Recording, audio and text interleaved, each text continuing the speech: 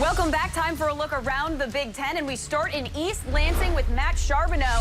And Matt, the Spartans snapping that 7-game losing streak, getting their first conference win of the season. What kind of changes have you seen in this team?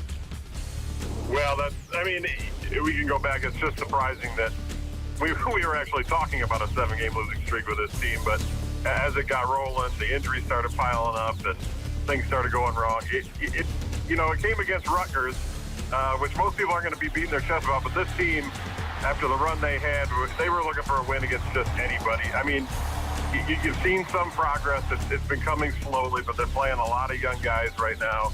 So some of it's to be expected, but just getting that win, I think, is huge for them. This program couldn't go into the offseason without a win since September, and that might be something they would have been staring at with Ohio State this week and Penn State next week. So getting that win, I think, was critical, and they don't feel bad about celebrating it at this point. This is just the second shutout under Mark D'Antonio. Where is the confidence of this defense right now?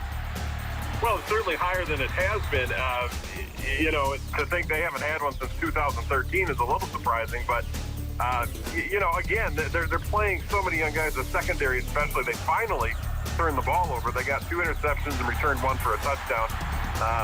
They've typically been a very good team in the turnover margin, and that hasn't happened. What they're still not doing is getting any pressure on the passer. 7 sacks at this point through 10 games is really shocking for a team that had 37 a year ago. So that's something they're still working on. They feel a heck of a lot better, but if they can start getting to that quarterback, they would feel especially better, with T.T. Barrett coming in.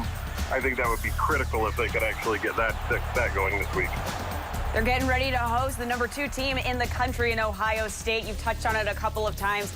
How is this team getting ready for this big game, and are they ready for a big upset? Well, I mean, they certainly have had their share of success against Ohio State. Before Penn State won earlier this year, Urban Meyer hadn't lost to any of the Big Ten teams. But, there's 28 guys on this roster from Ohio, so there's not a whole lot of bigger games on the schedule. Certainly Michigan is one, but this is always a huge game for Michigan State. If they could magically get some turnovers going, the weather's not supposed to be great.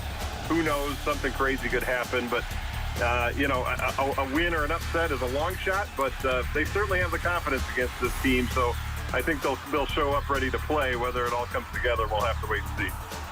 Well, we've certainly seen our fair share of crazy so far this season, especially last week. Matt, thank you so much for joining us.